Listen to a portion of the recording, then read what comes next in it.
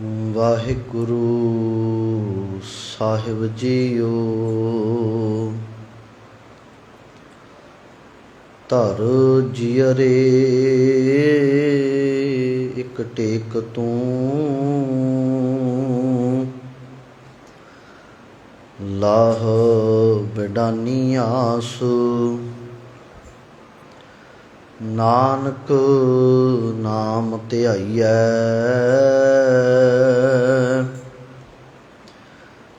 ਕਾਰਜ ਆਵੈ ਰਾਸ। ਬਲਿਹਾਰੀ ਗੁਰ ਆਪਣੇ, ਦਿਉਹਾੜੀ ਸਦਵਾਰ। ਜਿਨ ਮਾਨਸ ਤੇ ਦੇਵਤੇ ਕੀਏ, ਕਰਤ ਨਾ ਲਾਗੀ ਵਾਰ। ਸਤਨਾਮ ਵਾਹਿਗੁਰੂ ਸਾਹਿਬ ਜੀਓ। ਸ਼ਲੋਕ। ਆਵਤ ਹੁਕਮ ਬਿਨਾਸ ਹੁਕਮ, ਆਗਿਆ ਪਿਨ ਨਾ ਕੋਏ। ਆਵਣ ਜਾਣਾ ਤਿਹ ਮਿਟੈ, ਨਾਨਕ ਜਿਹ ਮਨ ਸੋਏ। ਪੌੜੀ। ਏਊ ਜੀ ਬਹੁਤ ਗਰਭ ਵਾਸੇ,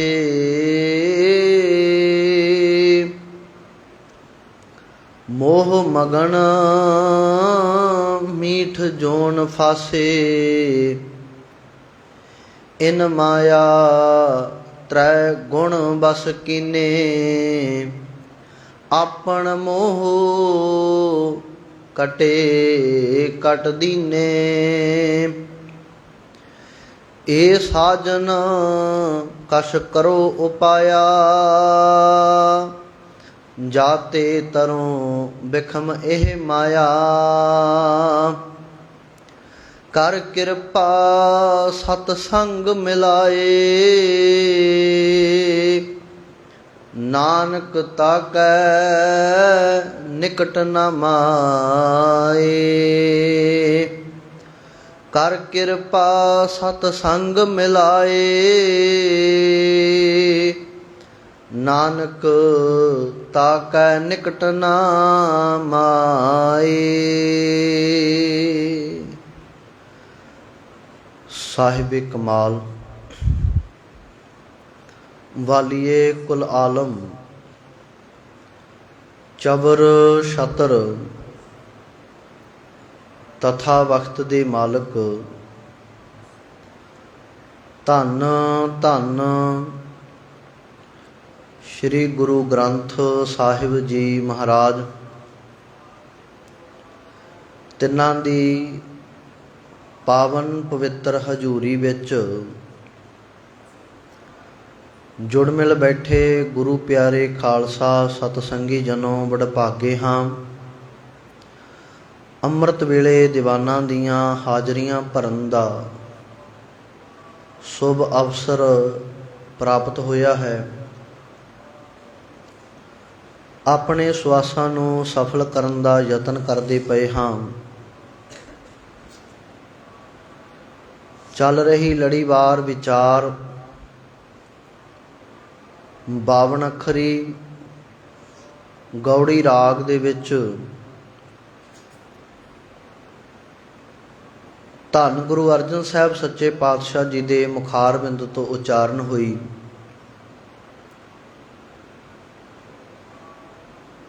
ਜਿਸ ਦੇ ਵਿੱਚ ਅੱਜ 7 ਨੰਬਰ ਪੌੜੀ ਅਤੇ ਉਸ ਦੇ ਨਾਲ ਸ਼ਲੋਕ ਦਾ ਆਪਾਂ ਪਾਠ ਕੀਤਾ ਹੈ। ਆਓ ਅੱਜ ਦੇ ਇਸ ਪਾਵਨ ਸ਼ਬਦ ਦੀ ਵਿਚਾਰ ਆਰੰਭ ਕਰਨ ਤੋਂ ਪਹਿਲਾਂ ਮਨੋਵਿਰਤੀਆਂ ਇਕਾਗਰ ਕਰਦੇ ਹੋਏ ਦਸਮੇਸ਼ ਪਾਤਸ਼ਾਹ ਜੀ ਦੇ ਵੱਲੋਂ ਬਖਸ਼ੀ ਹੋਈ ਫਤਿਹ ਪ੍ਰਵਾਨ ਕਰਿਓ ਜੀ। ਕੋਈ ਵੀ ਰਸਨਾ ਵਾਂਝੀ ਨਾ ਰਵੇ। ਪਿਆਰ ਅਤੇ ਸਤਿਕਾਰ ਦੇ ਨਾਲ ਹਾਜ਼ਰੀ ਲਵਾਓ, ਅਸੀਸ ਬਖਸ਼ੋ, ਫਤਿਹ ਪ੍ਰਵਾਨੋ ਜੀ। ਵਾਹਿਗੁਰੂ ਜੀ ਕਾ ਖਾਲਸਾ, ਵਾਹਿਗੁਰੂ ਜੀ ਕੀ ਫਤਿਹ। ਇਸ ਸੰਸਾਰ ਦੇ ਅੰਦਰ ਮਨੁੱਖ ਹੁਕਮ ਦੇ ਵਿੱਚ ਹੀ ਆਉਂਦਾ ਹੈ ਅਤੇ ਹੁਕਮ ਦੇ ਵਿੱਚ ਹੀ ਜਾਂਦਾ ਹੈ, ਭਾਵ ਕਿ ਉਸ ਦਾ ਵਿਨਾਸ਼ ਹੁੰਦਾ ਹੈ, ਮਰਦਾ ਹੈ। ਹੁਕਮੈ ਅੰਦਰ ਸਭ ਕੋ, ਬਾਹਰ ਹੁਕਮ ਨਾ ਕੋਈ। ਸਾਰੀ ਇਹ ਸ੍ਰਿਸ਼ਟੀ ਪਰਮੇਸ਼ਰ ਪਰਮਾਤਮਾ ਦੇ ਹੁਕਮ ਦੇ ਵਿੱਚ ਹੀ ਬਣੀ ਹੈ। ਉਸ ਦੇ ਹੁਕਮ ਦੇ ਵਿੱਚ ਹੀ ਇਸ ਨੇ ਖਤਮ ਹੋਣਾ ਹੈ। ਇਸ ਦੇ ਅੰਦਰ ਚਲਾਏਮਾਨ ਜਿਹੜੇ ਜੀ ਜੰਤ ਨੇ, ਜੀਵ ਨੇ, ਉਹ ਚਾਹੇ ਸਰਜੀਵ ਨੇ ਚਾਹੇ ਨਿਰਜੀਵ ਨੇ, ਉਹ ਵੀ ਪਰਮੇਸ਼ਰ ਪਰਮਾਤਮਾ ਦੇ ਹੁਕਮ ਦੇ ਵਿੱਚ ਬਣਦੇ ਨੇ ਅਤੇ ਉਸ ਦੇ ਹੁਕਮ ਦੇ ਵਿੱਚ ਹੀ ਮਿਟ ਜਾਂਦੇ ਹਨ, ਖਤਮ ਹੁੰਦੇ ਹਨ। ਸਤਿਗੁਰੂ ਪਾਤਸ਼ਾਹ ਜੀ ਕਹਿੰਦੇ ਇੱਥੇ ਛੋਟੇ ਹੀ ਨਹੀਂ, ਇੱਥੇ ਵੱਡੇ ਵੱਡੇ ਕਹਿਲਾਉਣ ਵਾਲੇ ਵੀ ਰਾਣਾ ਰਾਉਣਾ ਕੋਰ ਹੈ, ਰੰਗ ਨਾ ਤੁੰਗ ਫਕੀਰ। ਇੱਥੇ ਕੋਈ ਵੀ ਸਥਿਰ ਨਹੀਂ ਹੈ,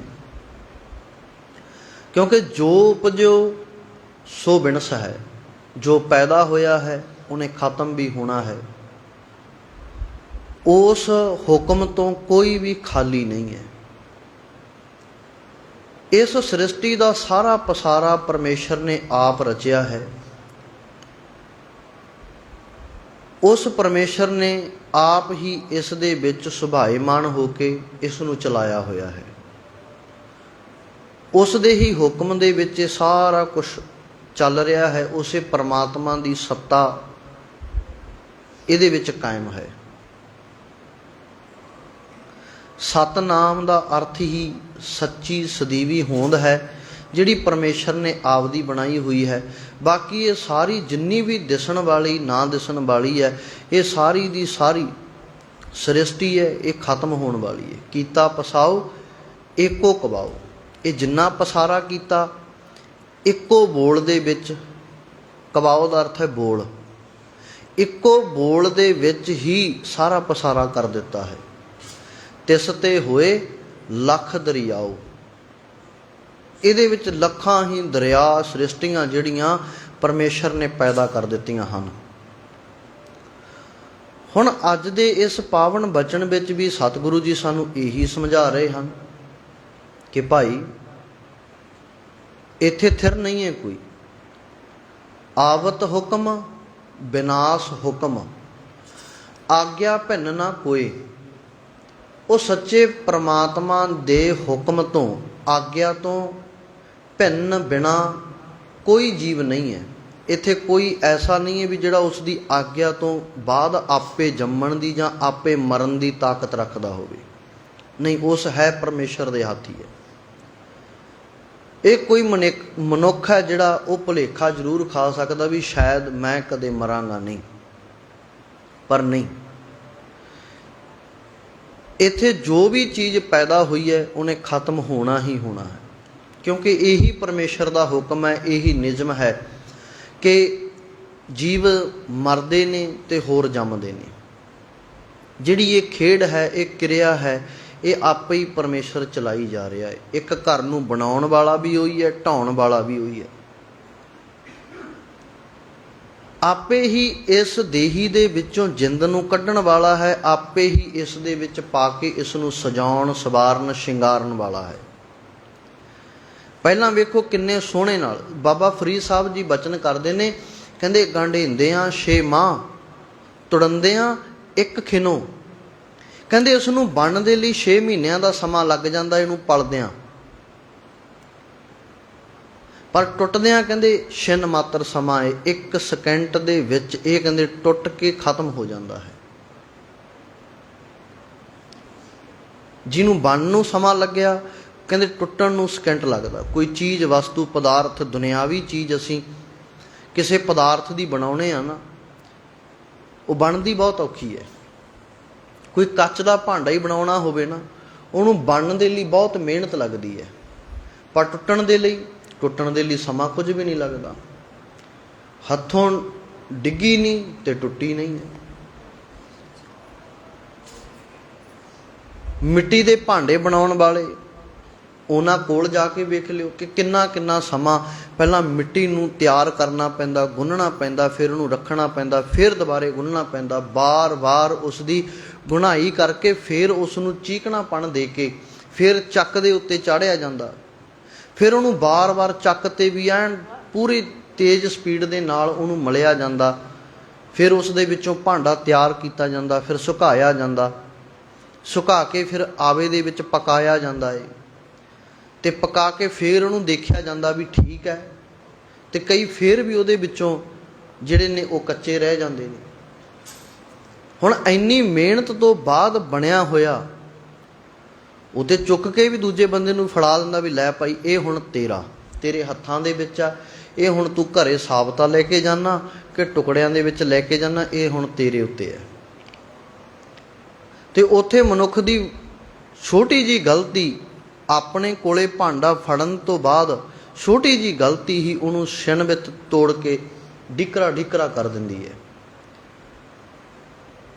हुण उस परमात्मा की आग्या तो बिना कहंदे जिहड़ा इस संसार दे विच है कोई भी नहीं है, सारा कुछ उस परमात्मा की आग्या दे विच है। आवत हुक्म विनाश हुक्म, आग्या भिन्न ना कोई, उस सच्चे परमात्मा की आग्या दे विच ही है। आया भी उसकी आग्या विच है ते इसने जाना भी उसकी आग्या दे विच ही है, आग्या तो बाहर नहीं है। पर इस मनुख का जिहड़ा अगला पक्ष है आउण तो बाद ते जाण तो पहलां दा, सतगुरु सच्चे पातशाह जी कहंदे भाई उस सफ़र वल ध्यान दे के वो सफ़र तेरा अजाई ना बीत जावे। जे तू सफ़र करनी लग्या गाफलता दी नींद विच सौ के ना किते सफ़र लंघा देवीं,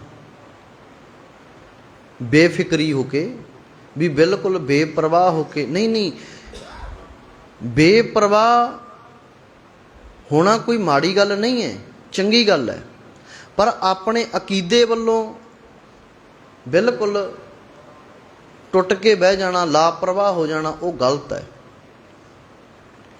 संसारक पदार्थां दे वल्लों बेपरवाह हो, परमेश्वर अकाल पुरख दाते दे नाम दे विच सुरत नूं जोड़। कहंदे फिर ये तेरा जिहड़ा मनुखा जन्म है ना ये सफला होवेगा, उस परमेश्वर की आग्या दे विच फिर ही तू चल सकदा। क्योंकि यही गल कही है ना, सवाल है जपजी साहब दे विच सतगुरु जी ने कीता केवल सचियारा होई है। सच्चे परमात्मा दे घर दे विच प्रवान होने दे लई की कीता जांदा है। किब कूड़ै टुटै पाल। हुण इस इंसान दे अंदर ही एक हौमे दी जिहड़ी झूठ दी कंध खड़ी हुई है। हुण जिहड़ी वो कंध है झूठ दी वो टुटेगी किवें। पाल दा अर्थ है कंध, कूड़ दा अर्थ है झूठ। कहंदे मनुख दे अंदर एक झूठ दी दीवार खड़ी हुई है ते वो तोड़नी बहुत जरूरी है। हुण ये दो सवाल पहली पौड़ी दे विच ही सतगुरु ने बख्शे ने। किव सचियारा हुई है, किव कूड़ा टुटै पाल। हुण ये बाकी सारे ही जवाब जिहड़े ने ये सानू अगे दे अगे मिलते जाणगे। जिमें जिमें असी बाणी का अभ्यास करांगे, बाणी नूं खोजांगे, पढ़ांगे, विचारांगे। पर देखो ना मुश्किल ही अज साडी इत्थे बनी हुई है कि पहलां पुराने समय दे विच जदों सिख अपने कंमां कारां दे विच भी हुंदे सी ना ते वो बाणी दा मोह कदे नहीं छड्डदे सी। चाहे दुख है, चाहे सुख है, चाहे घाटा है, चाहे वाधा है, उन्हां दे जीवन दे विच बाणी वसी हुई हुंदी सी। वो सदा बाणी दे नाल चित्त जोड़ के रखदे सी।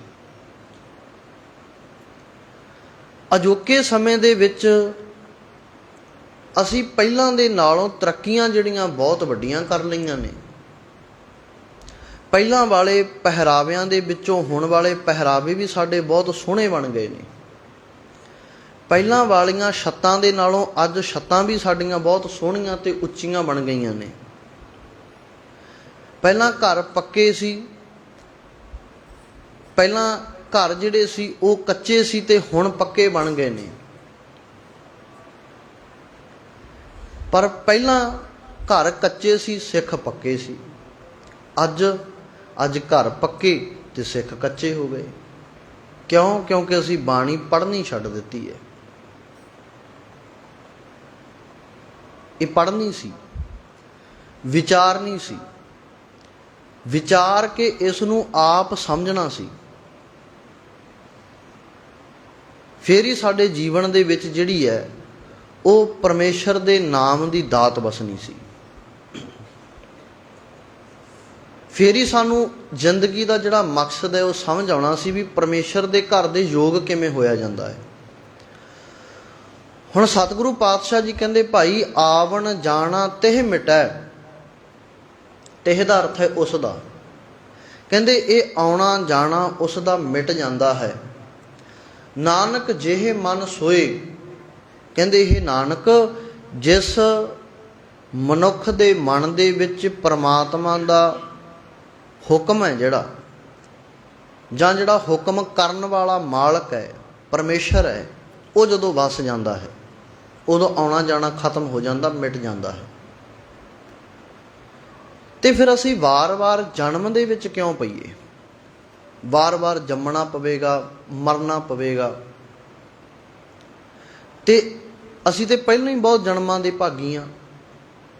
ਪਹਿਲਾਂ ਹੀ ਇਸ ਨੂੰ ਇਸ ਮਨ ਕੋ ਜਨਮ ਜਨਮ ਕੀ ਮਲ ਲਾਗੀ ਕਾਲਾ ਹੋਆ ਸਿਆ। ਪਹਿਲਾਂ ਹੀ ਬੜੇ ਜਨਮਾਂ ਦੀ ਇਹਨੂੰ ਮੈਲ ਚੜੀ ਪਈ ਹੈ। ਹਾਲੇ ਅਸੀਂ ਹੋਰ ਕਿਉਂ ਭਟਕਾਂਗੇ? ਰੋਕਣ ਦਾ ਤਰੀਕਾ ਸਤਿਗੁਰੂ ਪਾਤਸ਼ਾਹ ਜੀ ਕਹਿੰਦੇ, ਭਾਈ ਰੁਕ, ਹੁਣ ਠਹਿਰ ਜਾ, ਤੂੰ ਮਨੁੱਖਾ ਜਨਮ ਦੇ ਵਿੱਚ ਹੈ। ਪਹਿਲੇ ਤੇ ਮਨੁੱਖਾ ਜਨਮ ਹੈ ਹੀ ਇਹ ਸਮਝ ਹੈ ਵੀ ਇਹ ਸਮਝਣਾ ਸੀ ਇੱਥੇ ਆ ਕੇ ਸੰਸਾਰ ਦੇ ਵਿੱਚ ਵੀ ਅਸੀਂ ਵੱਖਰੇ ਹਾਂ। ਤੇ ਮਨੁੱਖ ਫੇਰ ਉੱਥੇ ਹੀ ਖੜਾ, ਉਸ ਤੋਂ ਵੀ ਪਛਾਂ ਡਿੱਗ ਪਿਆ। ਜਿਹੜੀਆਂ ਜੂਨਾਂ ਦੇ ਵਿੱਚ ਆਪ ਭਟਕ ਕੇ ਆਇਆ ਏ, ਆਪ ਖੱਜਲ ਖੁਆਰ ਹੋ ਕੇ ਇਸ ਮਨੁੱਖਾ ਜਨਮ ਤੱਕ ਪਹੁੰਚਿਆ, ਉਸੇ ਜੂਨਾਂ ਦੀ ਮਨੁੱਖ ਪੂਜਾ ਦੇ ਵਿੱਚ ਲੱਗ ਗਿਆ। ਉਸੇ ਹੀ ਸ਼੍ਰੇਣੀਆਂ ਦੇ ਵਿੱਚ ਅਸੀਂ ਓਟ ਆਸਰਾ ਰੱਖ ਲਿਆ ਵੀ ਸ਼ਾਇਦ ਇਹਦੇ ਨਾਲ ਲੱਗ ਕੇ ਵੀ ਸ਼ਾਇਦ ਇੱਦਾਂ ਦੀ ਪੂਜਾ ਕਰਕੇ ਅਸੀਂ ਸੁੱਖ ਪਾ ਲਵਾਂਗੇ। ਹੁਣ ਇੱਕ ਪਾਸੇ ਤੇ ਇਹ ਕਹਿ ਰਹੇ ਹਾਂ ਵੀ ਸ਼ੁਕਰ ਹੈ ਦਾਤਾ ਸਾਨੂੰ ਬੰਦਾ ਬਣਾਇਆ ਤੂੰ। ਪਹਿਲਾਂ ਤਾਂ ਇਹੀ ਅਰਦਾਸ ਸੀ ਨਾ ਸਤਿਗੁਰੂ ਦੇ ਚਰਨ ਵੀ ਪਾਤਸ਼ਾਹ ਬਖਸ਼ ਲੈ, ਸਾਨੂੰ ਕਿਰਪਾ ਕਰ, ਆਹ ਹੋਰ ਜੂਨਾਂ ਵਿੱਚ ਭਟਕਣ ਤੋਂ ਨਾ ਸਾਨੂੰ ਮਨੁੱਖਾ ਜਨਮ ਦੇ, ਅਸੀਂ ਤੈਨੂੰ ਜਪੀਏ ਤੇ ਤੇਰੇ ਵਿੱਚ ਇੱਕਮਿਕ ਹੋ ਕੇ ਅਸੀਂ ਇਹ ਜੰਮਣ ਮਰਨ ਮਿਟਾ ਸਕੀਏ। ਮਨੁੱਖਾ ਜਨਮ ਤੇ ਇਸੇ ਲਈ ਸੀ ਮਿਲਿਆ ਕਿ ਭਾਈ ਸਾਡਾ ਜੰਮਣਾ ਤੇ ਮਰਨਾ ਮਿਟ ਜਾਵੇ, ਹੋਰ ਜੂਨਾਂ ਵਿੱਚ ਸਾਨੂੰ ਭਟਕਣਾ ਨਾ ਪਵੇ। ਅੱਗੇ ਪੌੜੀ ਵਿੱਚ ਇਹੀ ਗੱਲ ਸਮਝਾਉਂਦੇ ਨੇ, ਕਹਿੰਦੇ ਏਊ ਜੀ ਬਹੁਤ ਗਰਭ ਵਾਸੇ। ਕਹਿੰਦੇ ਜਿਹੜਾ ਹੁਣ ਇਹ ਜੀ ਹੈ ਨਾ, ਇਹ ਮਨੁੱਖ ਹੈ, ਜੀਵ ਆਤਮਾ ਹੈ, ਇਹ ਅਨੇਕਾਂ ਜੂਨਾਂ ਦੇ ਵਿੱਚ ਵਾਸ ਲੈਂਦੀ ਆਈ ਹੈ। ਇਹ ਤੇ ਪਹਿਲਾਂ ਹੀ ਬਹੁਤ ਜੂਨਾਂ ਦੇ ਵਿੱਚ ਹੈ। ਇਸ ਨੂੰ ਦੁਬਾਰਾ ਫਿਰ ਅਸੀਂ ਹੋਰ ਜੂਨਾਂ ਵਿੱਚ ਕਿਉਂ ਸੁੱਟੀਏ? ਮਨੁੱਖ ਇਸ ਧਰਤੀ ਦੇ ਉੱਤੇ ਪਰਮੇਸ਼ਰ ਤੋਂ ਇਹੀ ਆਗਿਆ ਲੈ ਕੇ ਆਇਆ ਸੀ ਕਿ ਪਾਤਸ਼ਾਹ ਪਰਮੇਸ਼ਰ ਜੀ, ਮੈਨੂੰ ਜਿਹੜਾ ਮਨੁੱਖਾ ਜਨਮ ਮਿਲ ਜਾਵੇ ਤੇ ਮੈਂ ਇਹ ਜਨਮ ਤੇਰੇ ਲੇਖੇ ਵਿੱਚ ਲਾ ਕੇ ਤੈਨੂੰ ਜਪ ਕੇ ਤੇਰੇ ਵਿੱਚ ਇੱਕਮਿਕ ਹੋ ਜਾਵਾਂਗਾ। ਅਰਦਾਸ ਵੀ ਇਹੀ ਕਰਨੀ ਸੀ ਨਾ। ਬਹੁਤ ਜਨਮ ਵਿਛਰੇ ਥੇ ਮਾਧੋ, ਇਹ ਜਨਮ ਤੁਮਾਰੇ ਲੇਖੇ। ਮੰਗਣਾ ਤੇ ਇਹੀ ਸੀ ਕਿ ਪਾਤਸ਼ਾਹ ਬਹੁਤ ਜਨਮ ਜਮਨਾਂਤਰ ਲੰਘ ਗਏ ਤੇਥੋਂ ਵਿਛੜਿਆਂ ਨੂੰ, ਹੁਣ ਤੇਰੇ ਵਿੱਚ ਇੱਕਮਿਕ ਹੋਣਾ ਹੈ। ਤੇ ਜਿਹਦੇ ਨਾਲ ਜੰਮਣ ਮਰਨ ਦੀ ਜਿਹੜੀ ਤਰਾਸ ਹੈ ਉਹ ਮਿਟ ਜਾਵੇ, ਖਤਮ ਹੋ ਜਾਵੇ, ਇਹ ਤਰਾਹ ਮੁੱਕ ਜਾਵੇ, ਤੇਰੇ ਵਿੱਚ ਅਭੇਦ ਹੋ ਜਾਈਏ। ਤੂੰ ਤੂੰ ਕਰਤਾ ਤੂੰ ਹੁਆ, ਅਬ ਮੁਝ में रहा ना हूँ, जब आपा पर का मिट गया, जत देखो तत तू। बाबा रविदास पातशाह जी कहते ने, कहते जब हम होते तब तू नाही।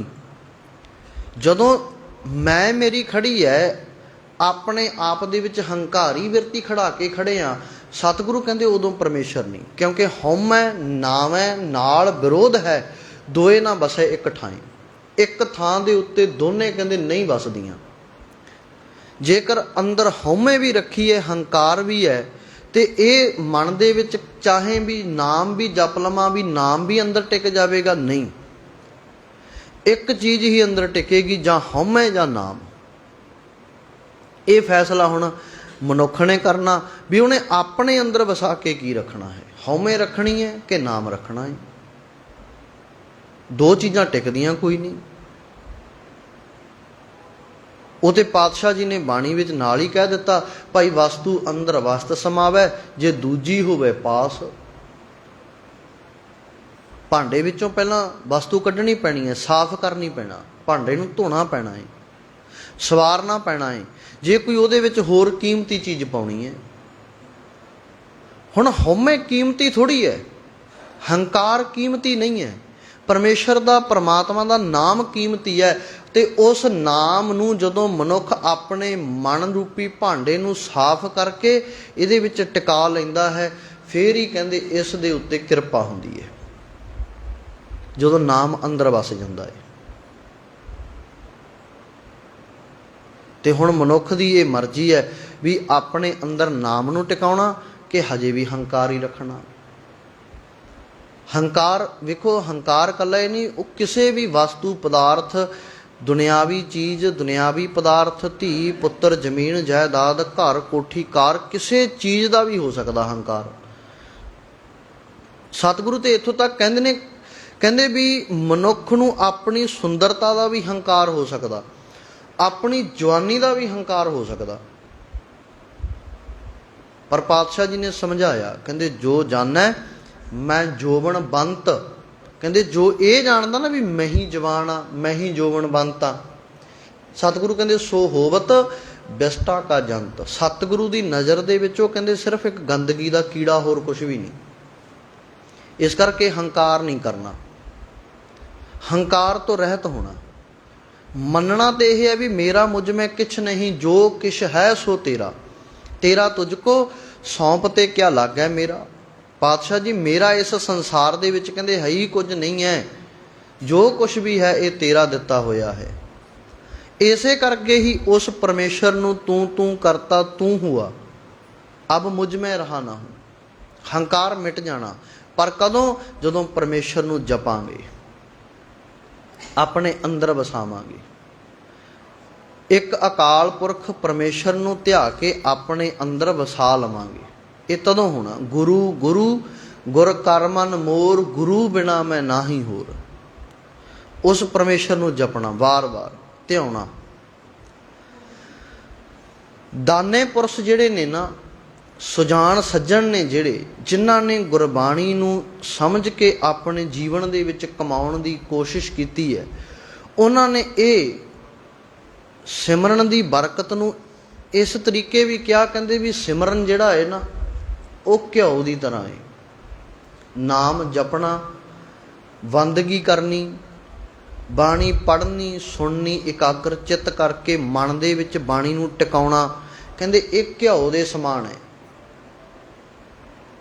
ते हुण जदों शरीर नूं इन्नी खुराक दित्ती जांदी है, आम शरीर नूं जदों खुराक घिओ दी दित्ती जांदी है, ते उहदे लई फिर जिहड़ा घिओ खाण वाला है ना, वो फिर जां ते पहलवानी दे विच, अखाड़े दे विच जाके मेहनत करदा है,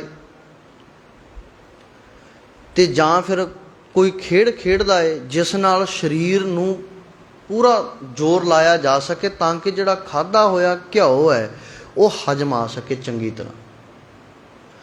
ते जेकर मेहनत नहीं है ਤੇ ਫਿਰ ਉਹ ਖਾਧਾ ਹੋਇਆ ਘਿਓ ਵੀ ਨੁਕਸਾਨ ਕਰੇਗਾ। ਫਿਰ ਉਹ ਅੰਦਰ ਨੂੰ ਟਿਕਾਵੇਗਾ ਨਹੀਂ ਹੈ, ਉਹ ਅੰਦਰਲੇ ਜਿਹੜਾ ਸਾਡਾ ਬੋਡੀ ਦਾ ਸਟਰਕਚਰ ਹੈ, ਇਹਦਾ ਸਰੀਰ ਦੀ ਬਣਤਰ ਹੈ, ਉਸ ਨੂੰ ਖਰਾਬ ਕਰੇਗਾ, ਕਈ ਤਰ੍ਹਾਂ ਦੇ ਰੋਗ ਪੈਦਾ ਕਰ ਦੇਵੇਗਾ। ਹੁਣ ਇਸੇ ਕਰਕੇ ਹੀ ਸੇਵਾ ਤੇ ਸਿਮਰਨ ਦੋਨਾਂ ਦੀ ਮਹਾਨਤਾ ਗੁਰਬਾਣੀ ਦੇ ਵਿੱਚ ਸਾਨੂੰ ਦੱਸੀ ਹੈ ਸਤਿਗੁਰੂ ਨੇ, ਕਿ ਸਿਮਰਨ ਪ੍ਰਮਾਤਮਾ ਦਾ ਕਰਨਾ ਹੈ ਤੇ ਪ੍ਰਮਾਤਮਾ ਦਾ ਸਿਮਰਨ ਕਰਕੇ ਤੇ ਉਸ ਪਰਮੇਸ਼ਰ ਦੇ ਦਰ ਦੇ ਉੱਤੇ ਜਿਹੜੀ ਸੰਗਤ ਹੈ ਉਸ ਦੀ ਸੇਵਾ ਵੀ ਕਰਨੀ ਹੈ। ਸੇਵਾ ਤੇ ਸਿਮਰਨ ਇਸੇ ਕਰਕੇ ਮਹਾਨ ਹੈ ਕਿਉਂਕਿ ਸੇਵਾ ਜਿਹੜੀ ਹੈ ਇਹ ਸਿੱਖ ਦੀ ਮਿਹਨਤ ਹੈ। ਉਸ ਸੇਵਾ ਦੇ ਨਾਲ ਕੀਤਾ ਹੋਇਆ ਜਿਹੜਾ ਸਿਮਰਨ ਹੈ ਉਹ ਧੁਰ ਆਤਮੇ ਅੰਦਰ ਤੱਕ ਤਾਕਤ ਦਿੰਦਾ ਏ। ਹੁਣ ਨਾ ਤੇ ਸਿਮਰਨੀ ਹੈ ਤੇ ਨਾ ਹੀ ਸੇਵਾ ਏ। ਜੇ ਸੇਵਾ ਹੈ ਵੀ ਸੇਵਾ ਥੋੜ੍ਹੀ, ਮੰਗਣ ਬਹੁਤਾ। ਸੇਵਾ ਥੋੜ੍ਹੀ ਹੈ, ਮੰਗਾਂ ਬਹੁਤੀਆਂ ਨੇ। ਮੰਗਾਂ ਵੱਡੀਆਂ ਨੇ, ਛੋਟੀਆਂ ਮੰਗਾਂ ਨੇ, ਸੇਵਾ ਥੋੜ੍ਹੀ ਹੈ। ਹੁਣ ਜਿੱਡੀ ਵੱਡੀ ਮੰਗ ਹੈ ਉਨੀ ਸੇਵਾ ਨਹੀਂ ਹੈ। ਹੁਣ ਸੇਵਾ ਤੇ ਸਿਮਰਨ ਦੀ ਬਰਕਤ ਦੇ ਨਾਲ ਹੀ ਮਨੁੱਖ ਦਾ ਮਨ ਜਿਹੜਾ ਹੈ ਉਹ ਟਿਕਣਾ ਹੈ। ਹੁਣ ਇਸ ਨੇ ਸੇਵਾ ਵੀ ਛੱਡ ਦਿੱਤੀ, ਸਿਮਰਨ ਵੀ ਛੱਡ ਦਿੱਤਾ। ਬਾਬਾ ਕਬੀਰ ਸਾਹਿਬ ਤਾਂ ਇੱਥੋਂ ਤਾਂ ਕਹਿੰਦੇ ਕਬੀਰ ਮੇਰੀ ਸਿਮਰਨੀ ਰਸਨਾ ਉੱਪਰ ਰਾਮ। ਕਹਿੰਦੇ ਸਿਮਰਨੀ ਦਾ ਅਰਥ ਹੈ ਮਾਲਾ। ਬਾਬਾ ਕਬੀਰ ਸਾਹਿਬ ਜੀ ਕਹਿੰਦੇ ਮੈਂ ਤੇ ਮਾਲਾ ਹੀ ਆਪਣੀ ਜੀਭ ਬਣਾ ਲਈ ਹੈ, ਰਸਨਾ ਉੱਪਰ ਰਾਮ। ਕਿਉਂਕਿ ਹਰੇਕ ਆਉਂਦੇ ਜਾਂਦੇ ਸਵਾਸ ਨੂੰ ਮਾਲਾ ਦਾ ਮਣਕਾ ਬਣਾ ਲਿਆ ਤੇ ਉਸ ਦੇ ਨਾਲ ਹੀ ਪਰਮੇਸ਼ਰ ਦਾ ਨਾਮ ਜਪੀ ਜਾ ਰਹੇ ਹਾਂ। ਹਰੇਕ ਸਵਾਸ ਦੇ ਨਾਲ, ਹਰੇਕ ਸਵਾਸ ਨੂੰ ਮਣਕਾ ਬਣਾ ਲਿਆ ਕਹਿੰਦੇ ਮਾਲਾ ਦਾ। ਜਪ ਜਿੰਨਾ ਜਪ ਸਕਦਾ। ਕਿੰਨਾ ਜਪਣਾ? ਸਤਿਗੁਰੂ ਕਹਿੰਦੇ ਬਾਰੰਬਾਰ ਬਾਰ ਪ੍ਰਭ ਜਪੀਏ, ਪੀ ਅੰਮ੍ਰਿਤ ਇਹ ਮਨ ਤਨ ਤਰਪੀਏ। ਬਾਰ-ਬਾਰ ਜ਼ਮੀਨ ਨੂੰ ਬਾਰ-ਬਾਰ ਸਿੰਚਣਾ ਪੈਂਦਾ ਹੈ। ਉਹਦੇ ਵਿੱਚ ਜੇਕਰ ਕੋਈ ਫਸਲ ਬੀਜਣੀ ਹੈ, ਬੀਜ ਬੋਣਾ ਹੈ ਤੇ ਉਹਨੂੰ ਬਾਰ-ਬਾਰ ਸਿੰਚਣਾ ਪੈਂਦਾ, ਸਿੰਜਾਈ ਕਰਨੀ ਪੈਂਦੀ ਹੈ। ਕਹਿੰਦੇ ਉਵੇਂ ਹੀ ਸਤਿਗੁਰੂ ਕਹਿੰਦੇ ਇਸ ਭਾਈ ਮਨ ਨੂੰ ਬਾਰ-ਬਾਰ ਪਰਮੇਸ਼ਰ ਦੇ ਨਾਮ ਦੇ ਨਾਲ ਸਿੰਜ, ਇਹਨੂੰ ਸਿੰਚਾਈ ਕਰ, ਚੰਗੀ ਤਰ੍ਹਾਂ ਤਿਆਰੀ ਕਰੇਗੀ ਤੇ ਫਿਰ ਹੀ ਇਸ ਦੇ ਵਿੱਚ ਜਿਹੜਾ ਪਰਮੇਸ਼ਰ ਦਾ ਨਾਮ ਰੂਪੀ ਕਣ ਹੈ, ਜੋ ਦਾਣਾ ਹੈ, ਜਿਸ ਨੇ ਇੱਕ ਸੋਹਣਾ ਫਲਦਾਇਕ ਰਸਦਾਇਕ ਪੇੜ ਪੌਦਾ ਬਣਨਾ ਹੈ, ਰੁੱਖ ਬਣਨਾ ਹੈ, ਉਹ ਫੇਰ ਹੀ ਪੈਦਾ ਹੋਵੇਗਾ ਨਾ। ਇਸ ਕਰਕੇ ਬੰਦਗੀ ਕਰਨੀ ਪੈਣੀ ਹੈ, ਸਿਮਰਨਾ ਪੈਣਾ ਹੈ। ਪਰ ਪਾਤਸ਼ਾਹ ਜੀ ਕਹਿੰਦੇ ਹੁਣ ਮਨੁੱਖ ਬਹੁਤੇ ਗਰਭਾਂ ਦੇ ਵਿੱਚ ਵਾਸਿਆ ਹੋਇਆ ਏ। ਏਉ ਜੀ ਬਹੁਤ ਗਰਭ ਵਾਸੇ। ਕੀ ਕੀਤਾ? ਮੋਹ ਮਗਨ ਮੀਠ ਜੋਨ ਫਾਸੇ। ਮਿੱਠੇ ਕਹਿੰਦੇ ਮੋਹ ਦੇ ਵਿੱਚ ਫਸ ਕੇ ਇਹ ਮਸਤ ਹੋਇਆ ਹੋਇਆ। ਮਗਨ ਦਾ ਅਰਥ ਹੈ ਮਸਤ ਹੋਣਾ। ਕਹਿੰਦੇ ਮਸਤ ਹੋਇਆ ਹੋਇਆ ਇਹ, ਤੇ ਇਸ ਮਸਤ ਹੋਏ ਕੀ ਆ? ਜੋਨ ਫਾਸੇ। ਬਹੁਤੀਆਂ ਜੂਨਾਂ ਦੇ ਗੇੜ ਵਿੱਚ ਫਸ ਜਾਂਦਾ ਬੰਦਾ। ਹੁਣ ਇਸ ਮਨੁੱਖਾ ਜਨਮ ਦੀ ਵਾਰੀ ਤੋਂ ਬਾਅਦ ਆਤਮਾ ਤੇ ਕਿੰਨੀਆਂ ਜੂਨਾਂ ਭੋਗੇਗੀ ਉਹਦਾ ਗਿਣਤੀ ਤੋਂ ਬਾਹਰ ਹੈ, ਪਤਾ ਹੀ ਨਹੀਂ ਹੈ। ਪਰ ਸਤਿਗੁਰੂ ਪਾਤਸ਼ਾਹ ਜੀ ਕਹਿੰਦੇ ਇਹ ਹੈ ਦਿਸਣ ਵਾਲਾ ਮਨੁੱਖ, ਇੱਥੇ ਵੀ ਆਪਣੀਆਂ ਕਰਤੂਤਾਂ ਤੇ ਲੱਛਣਾਂ ਦੇ ਕਰਕੇ ਇਹ ਜੂਨਾਂ ਪਹਿਲਾਂ ਹੀ ਭੋਗ ਲੈਂਦਾ ਏ। ਪਹਿਲਾਂ ਹੀ ਕਈ ਜੂਨਾਂ ਇਹ ਹੰਢਾ ਲੈਂਦਾ ਏ। ਕਰਤੂਤ ਪਸ਼ੂ ਕੀ ਮਾਨਸ ਜਾਤ, ਲੋਕ ਪਚਾਰਾ ਕਰੇ ਦਿਨ ਰਾਤ। ਕਹਿੰਦੇ ਫਿਰ ਇਸ ਦੇ ਉੱਤੇ ਜਿਹੜੇ ਲੋਕ ਨੇ ਉਹ ਪਚਾਰਾ ਕਰਦੇ ਨੇ, ਕਿਉਂਕਿ ਫਸਿਆ ਹੋਇਆ ਮਸਤ ਹੈ। ਸਤਿਗੁਰੂ ਕਹਿੰਦੇ ਧਰਮ ਰਾਏ ਕੇ ਦੂਤ ਨਾ ਜੋ ਹੈ ਮਾਇਆ, ਮਗਨ ਨਾ ਕਛੂ ਹੈ ਮੋਹੇ। ਜੇਕਰ ਪਰਮੇਸ਼ਰ ਦੇ ਨਾਮ ਦੇ ਵਿੱਚ ਜੁੜ ਜਾਵੇਂਗਾ ਤਾਂ ਕਹਿੰਦੇ ਤੈਨੂੰ ਇਹ ਕਦੇ ਤੰਗ ਨਹੀਂ ਕਰਨਗੇ। ਇਹ ਕਾਰਜ ਤੇਰੇ ਜਾਹੇ ਬੇਕਾਰ। ਕਹਿੰਦੇ ਹੇ ਭਾਈ, ਹੇ ਮੇਰੇ ਮਿੱਤਰ, ਜਿਹੜੇ ਤੇਰੇ ਇਹ ਕੰਮ ਨੇ ਨਾ ਕਰਨ ਨਾਲ ਤੇਰੇ ਅੰਦਰੋਂ ਜਿਹੜੇ ਵਿਕਾਰ ਨੇ ਉਹ ਨਸ ਜਾਣਗੇ। ਕੀ ਕਰਨਾ? ਸਿਮਰਤ ਰਾਮ ਨਾਹੀਂ ਜਮ ਮਾਰ। ਕਹਿੰਦੇ ਪਰਮਾਤਮਾ ਦਾ ਨਾਮ ਸਿਮਰਨ ਦੇ ਨਾਲ ਤੇਰੀ ਕਦੇ ਆਤਮਿਕ ਮੌਤ ਨਹੀਂ ਹੋਵੇਗੀ। ਬਾਕੀ ਜੰਮਣਾ ਮਰਨਾ ਤਾਂ ਇੱਕ ਵਾਰ ਹੈ ਹੀ ਹੈ, ਇੱਕ ਵਾਰ ਜਨਮਿਆ ਹੈ, ਇੱਕ ਵਾਰ ਹੀ ਮਰਨਾ ਹੈ। ਪਰ ਆਤਮਾ ਜਿਹੜੀ ਹੈ ਕਹਿੰਦੇ ਇਹ ਬਾਰ-ਬਾਰ ਮਰਦੀ ਰਹਿੰਦੀ ਹੈ, ਨਿਤ ਦਿਹਾੜੇ, ਹਰ ਰੋਜ਼, ਹਰ ਸਮੇਂ ਬਾਰ-ਬਾਰ ਇਹ ਜੰਮਦੀ ਤੇ ਮਰਦੀ ਹੈ। ਹਰ ਸਵਾਸ ਦੇ ਨਾਲ ਇਹਦਾ ਜਨਮ ਤੇ ਮਰਨ ਹੈ। ਇਹ ਕਦੇ ਲਾਲਚ ਦੇ ਵਿੱਚ ਆ ਜਾਂਦਾ ਜੀਵ, ਤਾਂ ਵੀ ਆਤਮਾ ਨੂੰ ਮਰਨਾ ਪੈਂਦਾ, ਜ਼ਮੀਰ ਨੂੰ ਮਰਨਾ ਪੈਂਦਾ। ਕਦੇ ਕਾਮ ਦੇ ਵਿੱਚ ਹੈ, ਕਦੇ ਕ੍ਰੋਧ ਦੇ ਵਿੱਚ ਹੈ, ਕਦੇ ਮੋਹ ਦੇ ਵਿੱਚ ਹੈ, ਕਦੇ ਹੰਕਾਰ ਦੇ ਵਿੱਚ ਹੈ। ਵਿਕਾਰਾਂ ਦੇ ਵਿੱਚ ਫਸ ਕੇ ਇਹਨੂੰ ਬਾਰ-ਬਾਰ ਜੰਮਣਾ ਤੇ ਮਰਨਾ ਪੈਂਦਾ। ਸਤਿਗੁਰੂ ਪਾਤਸ਼ਾਹ ਜੀ ਕਹਿੰਦੇ ਪਰਮੇਸ਼ਰ ਦਾ ਨਾਮ ਜਪਣ ਦੇ ਨਾਲ ਇਹ ਟੁੱਟ ਜਾਵੇਗਾ। ਧਰਮ ਰਾਏ ਕੇ ਦੂਤ ਨਾ ਜੋਹੇ, ਕਹਿੰਦੇ ਫਿਰ ਵਿਕਾਰਾਂ, ਜਿਹੜੇ ਵਿਕਾਰ ਰੂਪੀ ਦੂਤ ਨੇ ਨਾ ਧਰਮ ਰਾਜ ਦੇ, ਸੱਚ ਨਿਆਂ ਦੇ, ਕਹਿੰਦੇ ਉਹ ਫਿਰ ਉਹਨਾਂ ਦੇ ਤੂੰ ਵੱਸ ਨਹੀਂ ਪਵੇਂਗਾ, ਉਹ ਤੈਨੂੰ ਪਕੜ ਨਹੀਂ ਸਕਣਗੇ, ਤੇਰੇ ਵੱਲ ਕਹਿੰਦੇ ਵੇਖ ਤੱਕ ਨਹੀਂ ਸਕਣਗੇ। ਪਕੜਨਾ ਤੇ ਦੂਰ ਦੀ ਗੱਲ ਹੈ। ਮਾਇਆ ਮਗਨ ਨਾ ਕਛੂ ਹੈ ਮੋਹੇ, ਫਿਰ ਕਹਿੰਦੇ ਜਿਹੜਾ ਮਾਇਆ ਦਾ ਮੋਹ ਹੈ ਉਹ ਤੈਨੂੰ ਲੱਗੇਗਾ ਨਹੀਂ, ਤੂੰ ਉਹਦੇ ਵਿੱਚ ਡੁੱਬੇਗਾ ਨਹੀਂ। ਕੋਈ ਵੀ ਚੀਜ਼ ਪਦਾਰਥ ਹੈ ਤੈਨੂੰ ਉਹ ਆਪਣੇ ਵੱਲ ਆਕਰਸ਼ਿਤ ਨਹੀਂ ਕਰੇਗੀ, ਮੋਹ ਨਹੀਂ ਪਾਵੇਗੀ।